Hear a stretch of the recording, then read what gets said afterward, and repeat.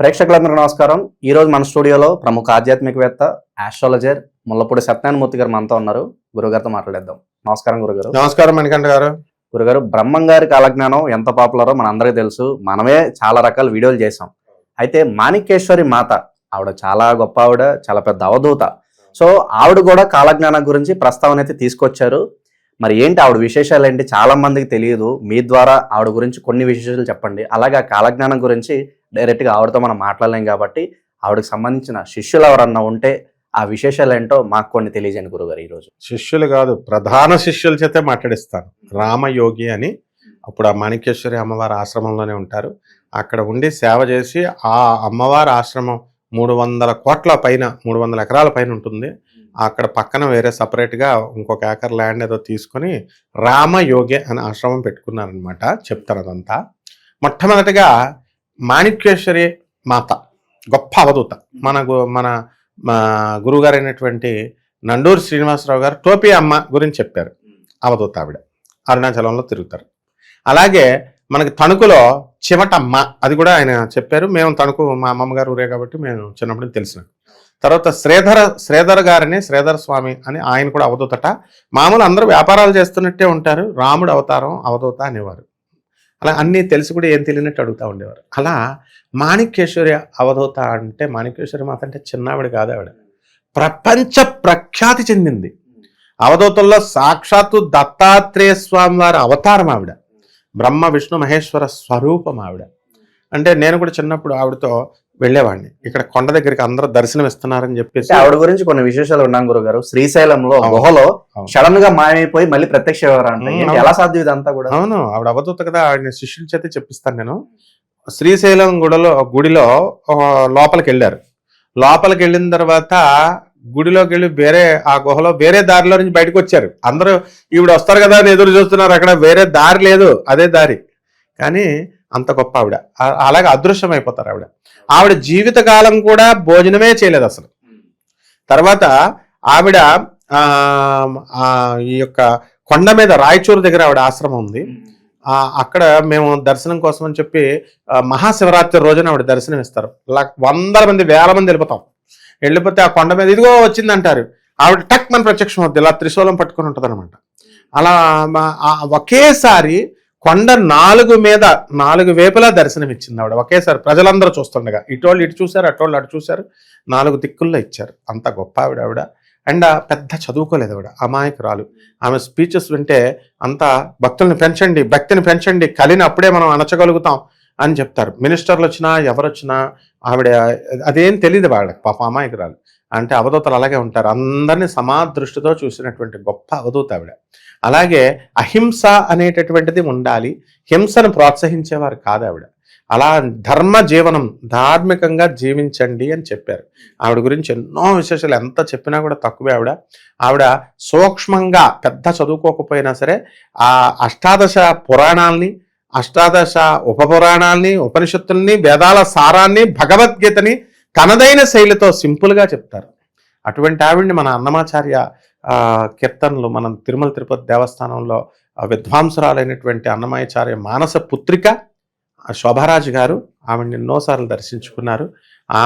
ఆయన దగ్గర ఉన్నటువంటి ఆమె ప్రధాన శిష్యులు ఆయన మనం ఆయన మోసం చేశారు. 300 ఎకరాల ల్యాండ్ అనమాట. ఆ ల్యాండ్లో ఈయన స్వామీజీ అమ్మవారి దగ్గర ఉంటే, అమ్మవారు ఉన్నప్పుడే వీళ్ళ ఇంట్లో అద్దుకున్నవాడిని పెడితే అతను తీసేసుకున్నాడంట మొత్తం ఆస్తి అంతా కూడా. అమ్మవారిది అతనే చూస్తున్నాడంటే అధికారిగా. పాపం అప్పుడు ఈయన బయటకు వచ్చేసి ఆశ్రమం సపరేట్గా పెట్టుకున్నాడు. చాలా మంచి అని మాట్లాడిస్తాను నేను లైవ్లో తప్పకుండా. చిట్కాలు తీసుకోకండి. అవి సైబర్ నేరగాళ్లు మీ సేవింగ్స్ ఖాళీ చేసే పన్నాగాలు కావచ్చు. ఇలాంటి సంఘటనలు వెంటనే నేషనల్ సైబర్ హెల్ప్ లైన్ 1930 కి రిపోర్ట్ చేయండి. ప్రజా ప్రయోజనార్థం జారీ చేసిన వారు మినిస్ట్రీ ఆఫ్ హోమ్ అఫేర్స్.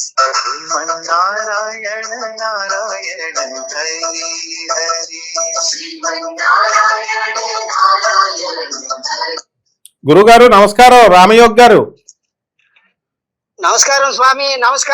నమస్కారం స్వామి. అలాగే ఇప్పుడు మనం ఇంటర్వ్యూలో ఉన్నాము. మన మాణిక్యేశ్వరి అమ్మవారి గురించి ఆమె ప్రధాన శిష్యులు కాబట్టి మీరు ప్రపంచానంతటికీ కూడా ఆమె గురించి చెప్పాలి. మీరు మాణిక్యేశ్వరి మాత ఆమె లీలలు, ఆమె మహా అవధూత. నాకు తెలిసింది నేను చెప్పాను, ఆవిడ చాలా పెద్ద అవధూత. కాశీ అదే మన శ్రీశైలంలో గుహలోకి వెళ్ళినప్పుడు ఒకవైపు నుంచి దర్శనం వెళుతూ గుహలో నుంచి రెండో వైపు నుంచి వచ్చేసారు ఆమె, అలా అని చెప్తారు. ఆ తర్వాత ఒకేసారి కొండ మీద 4 దిక్కులా ఒకేసారి దర్శనం ఇచ్చారని ఆయన ప్రధాన శిష్యులైనటువంటి మా రామయోగి గారు చెప్తారు. ఆ మాణికేశ్వరి మాత ఆశ్రమం పక్కన ఒక ఆశ్రమం పెట్టుకున్నారని. అదంతా కూడా చెప్పండి గురువుగారు. అలాగే కాలజ్ఞానం గురించి కూడా మాణికేశ్వరి అమ్మవారు ఎలాగా చక్కగా ఈ కలియుగాంతం ఎలా అవుతుంది ఏంటి, వీరబ్రహ్మేంద్ర స్వాముల వారి గురించి కూడా చక్కగా చెప్పేవారు కాబట్టి కాలజ్ఞానం కూడా మంచిగా అవుతుందని చెప్పారు కాబట్టి చెప్పండి గురుగారు ఆమె గురించి. సహనావతు సహనౌ భునక్తు సహ వీర్యం కరవావహై తేజస్వినామధీతమస్తు మా విద్విషావహై. కఠోపనిషత్తులో నచికేతునికి యమధర్మరాజు ఆత్మజ్ఞానం ఇచ్చే టైంలో మన ఇద్దరికి అడిగే వారికి చెప్పేవారికి ఆ భగవంతుడు శక్తినివ్వుగా కానీ ఈ ప్రథమ శ్లోకాన్ని చదివి చెప్పడం జరిగింది. అందరికీ లోక సమస్త సుఖినో భవంతు కాబట్టి అందరికీ మేలు జరగాలని ప్రారంభిస్తున్నాను స్వామి. అలాగే గురుగారు. మాణికేశ్వరి మాత కల్కి అవతారం. అబ్బా, కల్కి అవతారము ఈ భూమి మీదకి రావడానికి శాస్త్రపరంగా నిరూపించడానికి అమ్మగారు ఈ భూమి మీదకి వచ్చారు. ఎట్లా అంటే భాగవతములో 12వ స్కందములో 2వ అధ్యాయము 24వ శ్లోకం యదా చంద్ర సూర్యచ్చ తదా తిష్య బృహస్పతి ఏకరాశ్యౌ సమేష్యంతి భవతి తత్కృతం. కృతయుగం వస్తుంది ఎప్పుడైతే సూర్యుడు, చంద్రుడు, గురువు ఏకరాశిలో పుష్వే నక్షత్రములో పాదములో అది మాసంలోనే వస్తుంది స్వామి. అది 1/8/1943లో రావడం జరిగింది. 1/8/1943లో వచ్చింది. అంటే వేదవ్యాస పరమాత్ముని యొక్క ఆజ్ఞ ప్రకారం, నిర్దేశ ప్రకారము 43కే ఏమిటి కృతయుగం ప్రారంభం అవుతుంది అని చెప్పారు. ఆ శ్లోకం యొక్క అర్థం అదే అండి, కరెక్ట్. అయితే ఇది వారి యొక్క మాట తూచా తప్పకుండా తప్పనిసరి జరగాలి, అంతే కదా మరి. కాబట్టి ఆ భగవంతుడు భూదేవి 1891లో కరనామ సంవత్సరం కాలజ్ఞాన ప్రకారం వీర బ్రహ్మేంద్ర స్వామి రాసిండు. ఆ యొక్క సంవత్సరం కూడా రాసిండు. కరనామ సంవత్సరము భూదేవి ఈ యొక్క పాప భారాన్ని మోయలేక దేవేంద్రుడు, దేవతలు, మునులు, బ్రహ్మదేవుడు అందరు కలిసి వైకుంఠానికి పోవడం జరిగింది. ఇది గోవింద వాక్యాల్లో రాశారు. ఓకే, వీర బ్రహ్మేంద్ర స్వామి అదేనండి, అక్కడ చక్కగా చదువుకోవచ్చు. అయితే వారి పోయిన తర్వాత నమస్కరించి ఆ పరమాత్మ వాసుదేవ శ్రీనివాస అని పొగడుతూ నేను ఈ యొక్క భూభారాన్ని మోయలేను, పాపం ఇప్పటికే పెరిగిపోయింది, నా నుంచి కాదు అని చెప్పి ప్రణమిల్లినప్పుడు దేవతలు అందరూ కూడా, దేవేంద్రుడు అందరూ కూడా నమస్కరించి వారికి వినతి చేశారు. ఆ టైంలో వైకుంఠ వాసుడు 7 పంపిస్తున్నాను, 7 అని చెప్పలేదు, ఒక పుణ్య పురుషుని పంపిస్తున్నాను అని చెప్పాడు. ఓకే, ఎందుకు అంటే ముందుగా తల్లిలాగా ప్రేమ చూపెట్టి భక్తుల ఉద్ధరణ చేసి యోగము జ్ఞానము నేర్పి శాస్త్రజ్ఞానం నేర్పి ఆ తల్లి ఏ విధంగా గోరు ముద్దలతోటి చెప్తుందో ఆ విధంగా చెప్పటానికని ఒక మహాత్ముని దత్తాత్రేయ అంశతోటి పంపడం జరిగింది. అయితే వారు ఎక్కడికి వచ్చారు? ప్రథమ స్థితిలో వారు అన్నదేమో 1891లో పంపడం జరిగింది. వారు వచ్చింది 34 ఏమో జన్మకొచ్చారు. తల్లి గర్భములో 33లో ప్రవేశించారు. శ్రీముఖమే నిదానమాయను అంటే శ్రీముఖ నామ సంవత్సరంలోనే తల్లి గర్భంలో ప్రవేశిస్తురు. అయితే ముఖ్యంగా డేట్ ఇచ్చిండు 10వ అధ్యాయంలో, కాలజ్ఞానంలో 10వ అధ్యాయములో ప్రథమ పేజీలో ఒక డేట్ ఇచ్చిండు. ఏమిటి అంటే మన 5/5/1930 అక్కడ డేట్ క్లియర్ గా. డేట్ అంటే మన ఈ డేట్ కాదు, వారి యొక్క రహస్య పదాలలో డేట్ ఇవ్వడం జరిగింది. అదంతా కూడా నేను తెలియజేయడం జరిగింది. ఓకే. అక్కడ 5/5/1930లో సూర్యలోకములో దేవతా సభ చేసి అక్కడ దేవతలందరూ కొలవగా, గంధర్వులు పాడగా, కిన్నెరలు కింపురుషులు అందరూ కూడా వెంటరాగా బాలనేమిని అనేటటువంటి ఒక దివ్య విమానం మీద రావడం జరిగింది సూర్యలోకం నుంచి. అది ముందుగా ఏ విధంగా ఈ యొక్క భూమి యొక్క పాప ప్రక్షాళన ఏ విధంగా చెయ్యాలనో అక్కడ నిర్ణయించుకొని జన్మకు రావడం జరిగింది. అయితే అక్కడి నుంచి వచ్చి అహోబిలానికి రావడం జరిగింది. క్లియర్ గా రాసింది అహోబిలము అని. అహోబిలానికి రావడం జరిగింది. తర్వాత 7 రోజులు ఆడ డేట్లు కూడా ఇచ్చిండు, దివి వార నక్షత్రాలు కూడా ఇచ్చిండు, మనం చదువుకోవచ్చు. కానీ రహస్య పదాలలో చక్కగా ఉన్నది. ఇది ఆ రోజు ఏమి తిథి, ఏ వారము, ఏ నక్షత్రం, అవన్నీ కూడా చక్కగా ఇవ్వడం జరిగింది. అక్కడికి వచ్చి తర్వాత భూమి అంతా తిరిగి, భూమండలం అంతా తిరిగి తాను ఆ దక్షిణ భారతదేశంలో పుట్టాలని అనుకున్నాడు. ఎవరు? వీరధర్మజులు. వీరధర్మజులు వారి పేరు సూర్యలోకంలో వీరధర్మజులు. ఆ వీరధర్మజులు ఆ దేవతలు అందరూ కూడా కొలువగా ఈ భూమి మీదకి రావడం జరిగింది. వచ్చిన తర్వాత శ్రీముఖమే నిదానమాయను అని చెప్పడం జరిగింది. అంటే శ్రీముఖ నామ 30లో వచ్చి 33లో తల్లి గర్భాన్ని ఎంచుకున్నారు. దక్షిణ భారతదేశంలో ప్రకాశం కావడానికి వీలైనటువంటి ఒక గ్రామం ఎంచుకొని తల్లి గర్భంలో ప్రవేశించడం జరిగింది. ఆషాఢ పౌర్ణమి భవనామ సంవత్సరము నాడు వారు ఉదయించడం జరిగింది. 34లో 26/7/1934లో వారి యొక్క జన్మ యొక్క తేదీ. ఆ విధంగా వచ్చిన తర్వాత పుట్టినప్పుడే ఒక పాము పడగబట్టింది. తర్వాత ఎన్నో వింతలు జరిగినాయి. ఒక పాము వచ్చి పడగబడితే తండ్రి చూసి దాన్ని కొట్టాడు. కొట్టిన తర్వాత వాళ్ళ వింత జరిగింది. అదంతా కూడా కొడితే మొత్తం ఇల్లు మొత్తం కూడా మంచి సువాసన తోటి వెద చల్లిపోయింది. మొత్తం ఇల్లంతా కూడా కమ్ముకుంది. అప్పుడు ఇదేమి వింత, ఇది దేవుని మాయా, మా ఇంటి యొక్క దేవత నరసప్ప కదా, నరసప్ప యొక్క మహిమ అనుకున్నారు గాని వచ్చినటువంటి వారు పరమాత్ముడని వాళ్ళకు తెలియదు. ఆ విధంగా జరిగిన తర్వాత ఇంత పెద్ద అవుతున్నారు. పాలు చీకేటటువంటి సమయంలో ఏం జరిగిందంటే ఒక అశుచి అయినటువంటి ఒక బోయ వనిత వచ్చింది.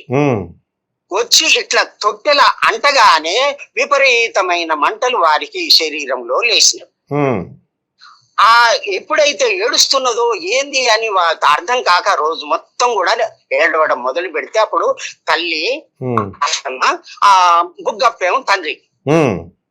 మల్లాబాదు వారి యొక్క కర్ణాటక బార్డర్ లో ఉన్నటువంటి మల్లాబాదు సొంతం ఊరు. అది ఇప్పుడు గుల్బర్గా జిల్లాలో ఉన్నది. అయితే అప్పుడు హైదరాబాద్ సంస్థానంలో ఉండేది ఆ గ్రామం. అది క్లియర్ గా రాసిండు. అని 7 బ్రాహ్మణుడు ఏట కలిసి అంటే ఇప్పుడు ఉన్నటువంటి 7వ నిజాం యొక్క బాణుడు అంటే సూర్యుడు ఏట కలిసి అని అక్కడ క్లియర్ రాసిండు. 7వ బాణుడు అటువంటి టైంలోనే వీరు జరిగింది. అందువలన ఈ రకంగా మనకి మాణిక్యేశ్వరి అమ్మవారే సాక్షాత్తు కల్కి అవతారంగా అవతరించారు. అలాగే కాలజ్ఞానం గురించి ఆవిడ చెప్తూ వేదవ్యాసుల వారు చాలా మందికి జనానికి డౌట్లు ఉండొచ్చు. 4,32,000 సంవత్సరాలు అంటారు కదండి, 32,000 సంవత్సరాలు అంటారు వీళ్ళు వేదవ్యాసుల వారు. ఇక్కడేమో మనకి వీరబ్రహ్మేంద్ర స్వాముల వారి కాలజ్ఞానం దగ్గరగా అయిపోతున్నట్టుగా అనిపిస్తుంది అని చాలా మంది అడుగుతారు. మరి అలాగైతే ఇదిగో గురుగారు చేస్తున్నారు ఇట్లానా కిందకా? గురుగారు ఇక్కడ సిగ్నల్ లేక కట్ అయింది. గురుగారు ఆ విధంగా జన్మించిన తర్వాత అశుచి బోయవనిత ఇట్లా తాకగానే వారి ఒంటిలో మంటలు లేచి ఏడవడం మొదలయ్యింది. అప్పటి నుంచే వారి యొక్క దివ్య రూపం అనేది అందరికి తెలిసిపోయింది అన్నమాట. ఎవరిది? మన వీరబ్రహ్మేంద్ర కోతులూరు వీరబ్రహ్మేంద్ర మాణిక్యేశ్వరి అమ్మవారిది. మాణిక్యేశ్వరి మాత, తల్లిదండ్రులు పెట్టింది మాణిక్యేశ్వరి మాత. తల్లిగారు అయితే ఇప్పుడు ఈ కాలజ్ఞానం ప్రకారం ఈ విశ్వవాసు నామ సంవత్సరం లేదా రాబోయే కాలంలో అతి దగ్గరలో ఎలాంటి పరిణామాలు జరగబోతున్నాయి? ఇప్పుడు మనకి 2025 సంవత్సరంలో ఈ విశ్వావసు నామ సంవత్సరంలో పోతులూరు వీరబ్రహ్మేంద్ర స్వాముల వారి కాలజ్ఞానం ప్రకారము లేదా మన మాణిక్యేశ్వరి మాత అవధూత గారు చెప్పిన దాని ప్రకారము ఈ సంవత్సరంలో ఏవైనా వింతలు విశేషాలు జరుగుతాయా? మొన్న మీరు చెప్పారు భూకంపం వస్తుందని, అలాగే చక్కగా వచ్చేసింది. ఏది మయన్మార్ థాయిలాండ్ లో వచ్చేసింది. రెండోది అగ్ని ప్రమాదాలు వస్తాయన్నారు, అవి వచ్చేసింది. అక్కడ మౌంట్ ఆబూలో వచ్చేసింది. అలాగే హైదరాబాద్ లో కూడా వస్తుందని మీరు అన్నమయ్యపురంలో మనకి శోభారాజు గారు మరి అమ్మగారు చక్కగా అన్నమయ్య కీర్తనలో ఆలపించేటటువంటి కల్కి అవతార సభ, ఆమె ఈ రామయోగి గారే పాటలు రాశారు. మళ్ళీ రెండో పాట రాసి కృతులు అమ్మవారు సెట్ చేస్తున్నారు అనమాట, పంపించారు. అక్కడ కాశీనాథ్ మహారాజ్ గారు వచ్చారు. అలా ఎక్కడి నుంచి భువనేశ్వర్ నుంచి, అలాగే బెనారస్ నుంచి మనోహర్ మహారాజ్ గారు వచ్చారు, బెహ్రా గారు, వీళ్ళంతా ఒక టీం అనమాట కల్కి అవతారం చెప్పది. అంటే మనకు మెయిన్ మనకి అమ్మగారు శోభమ్మ గారు చక్కగా కల్కి అవతార ఆవిష్కార సభలో జాతికి అంకితం చేశారు. ఇంకా కల్కి అవతారం ప్రారంభమైపోయింది. ఎందుకంటే ఇప్పుడు ఆ రోజు పాటలు పాడడం, ఆవిడ వెంకటేశ్వర స్వామి గురించి పాడే ఆవిడ కల్కి ప్రచారం కూడా తీసుకున్నారు. ఈ రామయోగ్ గారు మనకి మెయిన్గా మాణిక్యేశ్వరి మాత మహారాజ్ అమ్మవారి యొక్క అవధూత అమ్మవారి యొక్క ఆశ్రమంలో ఉంటూ ఆ పక్కనే స్వామివారి యొక్క ఆశ్రమం కూడా ఉంది. గురుగారు 2000 దగ్గరలో ఏమైనా విత్తల విశేషాలు ఏమైనా జరుగుతాయా గురుగారు? ఇలాగా చెప్తాను గురుగారు. 29/3/2025 నాడు మేష రాశిలో శని ప్రవేశించింది. తర్వాత 2/6/2027 వరకు ఇది 2.5 సంవత్సరాలు ఉంటుంది. అవునవును, మీనరాశి నుంచి మేషరాశిలోకి వస్తాడు. అయితే ఈ మేషరాశిలో శని ఉన్నప్పుడు నేచనం అని బ్రహ్మగారు వీరధత్య చరిత్ర అని 12వ అధ్యాయంలో రాయడం జరిగింది. శ్లోకాలలో సంస్కృతంలో రాయడం జరిగింది. ఓకే. అయితే దాంట్లో ఏమని వ్రాసింది అంటే ఈ యొక్క మీనరాశి ప్రవేశించిన తర్వాత ఈ 2.5 సంవత్సరాలు మొత్తం కూడా నీచులు అంటే నానాభక్షక మిలేచ్చ, ఏ పుస్తకం లేకుండా, ఏది లేకుండా, నీతి నియమం లేకుండా వ్యవహరించేటటువంటి వారిని నీచులు అంటారు అని వేదవ్యాసుడు చెప్పడం జరిగింది. అయితే ఇది ఈ విధంగా మ్లేచ్ఛ నాశనం అంటే మన దేశానికి ఏమి కాదు, ప్రపంచ దేశాల్లో ఉన్నటువంటి మేచులు ఎవరైతే ఉన్నారో గురు ధర్మం లేని, నీతి నియమం లేని, పాపపు భూయిష్టమైనటువంటి తింటూ అకాల ఇది చేస్తూ అకాల మృత్యుతో మరణించేటటువంటి వాళ్ళంతా కూడా నాశనం అవుతారు. అది ఈ 2027లో ఈ లోపల ఈ 2025 నుంచి 25 నుంచి 2027 వరకు వరకు ఉంటుంది మీన రాశిలో. అదేలేండి. తర్వాత మేషరాశికి 3/6/2027 రావడం జరుగుతుంది శని. తర్వాత 7/8/2029 వరకు మేషరాశిలో శని ఉంటున్నాడు. అయితే అప్పుడు బ్రహ్మేంద్ర స్వామి ఏం రాస్తున్నాడంటే కించిత్ కొద్దిగా మేలు జరుగుద్ది లోకానికి. ఒకే స్తంభము ఎట్లా అంటే ఒక పాము యొక్క తల శ్రీలంకలో ఉన్నది, దాని తోట ఇక ఇటు రామేశ్వరం వైపు ఉన్నది. ఇక్కడ విభీషణ్ అంతటి పుణ్యపురుషులు ఉన్నారు, అక్కడ కూడా పుణ్యపురుషులు ఉన్నారు కాబట్టి మేము చంపము. ఈ ప్రపంచంలో ఎక్కడున్నా సరే అది. భక్తుల్ని రక్షిస్తాము, భక్త రక్షణ కొరకే మేము వస్తాము, ఇది చెప్పడం జరిగింది. ఓకే. తర్వాత వృషభ రాశికి 8/8/2029 నాడు ప్రవేశం చేసి 35/2032 వరకు ఉండడం జరుగుతుంది. అది అయితే ఎప్పుడైతే వృషభ రాశికి వస్తాడో శని, మనకు యుద్ధం జరుగుతుంది, మన భారతదేశం తోటి యుద్ధం జరుగుతుంది. అబ్బా. ఈశాన్య మూల నుంచి అంటే బంగ్లాదేశ్ వైపు నుంచి, చైనా వైపు నుంచి మనకు బాంబింగ్ జరిగి, కలకత్తాలో బాంబింగ్ జరిగి అక్కడ కొన్ని ప్రాంతాలు కూడా చెప్పడం జరిగింది. అక్కడక్కడ ఆ విషగాలి, విషముతో కూడినటువంటి గాలి వల్ల కలకత్తాలో జన నష్టం చాలా విపరీతంగా జరుగుద్ది. అదే విధంగా మన భారతదేశాన్ని కూడా వ్యాపిస్తుంది. ఇంతకు ముందు కూడా గురుగారు 1962లో ఇది జరిగింది. 79లోనే ఎప్పుడో కలకత్తాలో గంగా నది మలేరియా లాంటి వ్యాధి వచ్చేసి చాలా మంది చచ్చిపోతారని బ్రహ్మంగారు చెప్పారు, చనిపోయారు. అవును, అది చెప్పారు, అది జరిగింది, ఇప్పుడు జరగబోతుంది మళ్ళీ. స్వయంగా బ్రహ్మంగారు చెప్పినటువంటి ఇచ్చారు. అదే ఇది అది ఇక్కడ తీసుకుపోయి అక్కడ పెట్టడం కాదు, అక్కడే దీని తర్వాత వరుసగా వస్తుంది. తర్వాత ఈశాన్యం గురించి విషగాలి పుట్టి విపరీత పూలంతా సచ్చేరుమా హరి గోవింద గోవింద గోవింద గోవింద అని చక్కగా ఏమందు ఇంకా చాముండి ముందర ఆనందమనెట్టిందాడితిరా అని చక్కగా పాడుకుంటూ ఆయన గోవింద వాక్యాలలో చక్కగా చెప్పడం జరిగింది. అదే గురుగారు. తర్వాత మిథున రాశికి శని ప్రవేశిస్తుంది. ఎప్పుడు మిథున రాశికి అంటే 31/5/2032లో ప్రవేశించి 11/7/2034 వరకు ఉంటుంది మిథున రాశిలో. అయితే ఇప్పుడు భూమి యొక్క భారం అంతా కూడా పోతుంది. అబ్బా. ఎప్పుడైతే మిథున రాశికి శని ప్రవేశిస్తుందో 30 భూభారం మొత్తం నాశనం అయ్యి 7 ఊర్లకు ఒక్క ఊరు, 7 దొడ్లకు ఒక్క దొడ్డి, 7 గురికి ఒక్కరు, 7 పూట్ల నల్ల పూసలు మొత్తం భూమి పాలైపోతాయి. 7 నల్ల పూసలు అంటే ఆ ఎవరు కట్టుకుంటారో వారంతా కూడా నష్టం అయిపోతారు, నిత్య నాశనం అవుతుంది. తరువాత ఆనందనామ సంవత్సరం ఆనంద నందనోర్ మధ్య శ్రీమద్ కైవల్య మందిరం, నందన ఆనందనోర్ మధ్య అని అక్కడ ఇచ్చాడు. మళ్ళా 39 సంవత్సరాలు ఇచ్చాడు.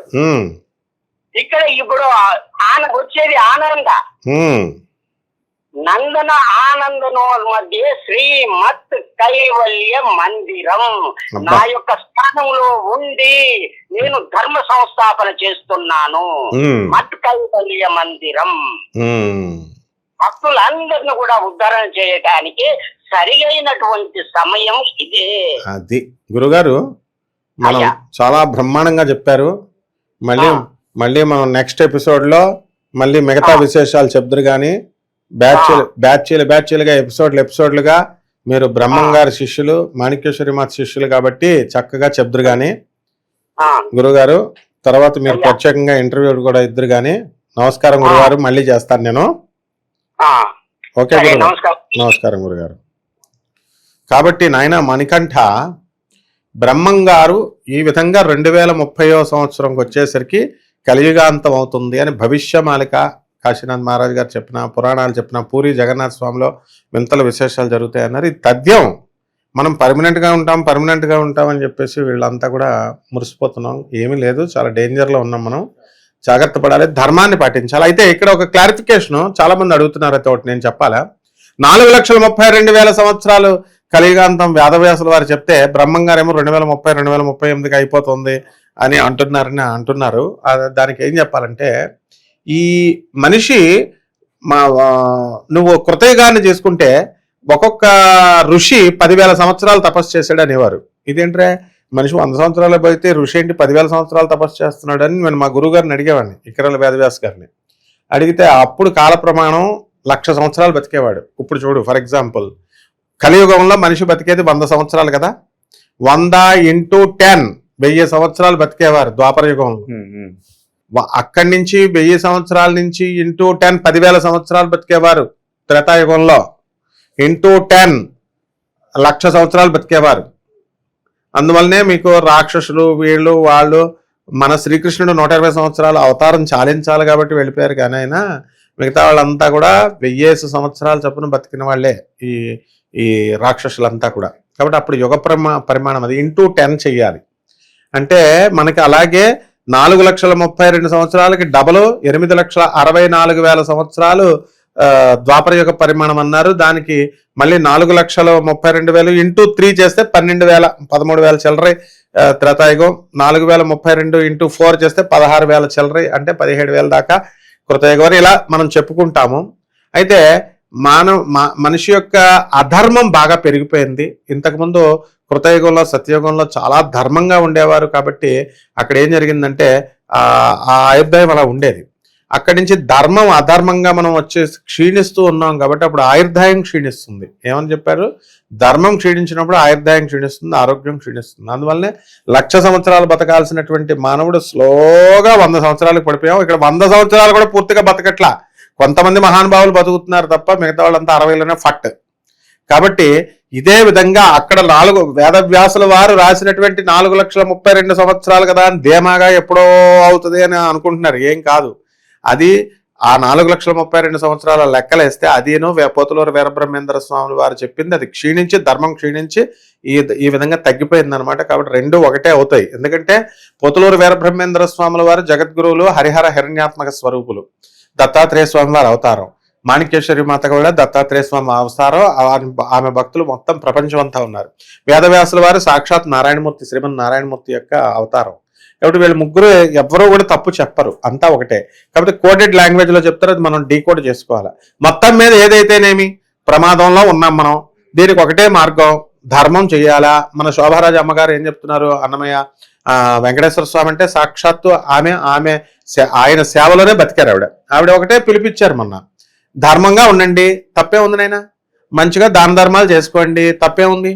తర్వాత రోజు సూర్య నమస్కారాలు చేసుకోండి. కాశీనాథ్ మహారాజ్ గారు చెప్పారు, సూర్య నమస్కారాలు చేయండి, గోవింద అనండి, మాధవ అని పిలవండి, తర్వాత రోజు అర్ఘ్యాలు సూర్యనారాయణ మూర్తికి వదలండి. ఇంతే కదా సింపుల్ గా చెప్పింది. కాబట్టి పేద ప్రజలకు దాన ధర్మాలు చేసుకోమంటున్నారు, పేద ప్రజల పట్ల జాలి దయ ఉండమంటున్నారు. Service to humanity is real service to God అంటున్నారు. కాబట్టి ఏదైతేనేమి నాయనా కలియుగాంతం అంచుల్లో ఉన్నాం మనం.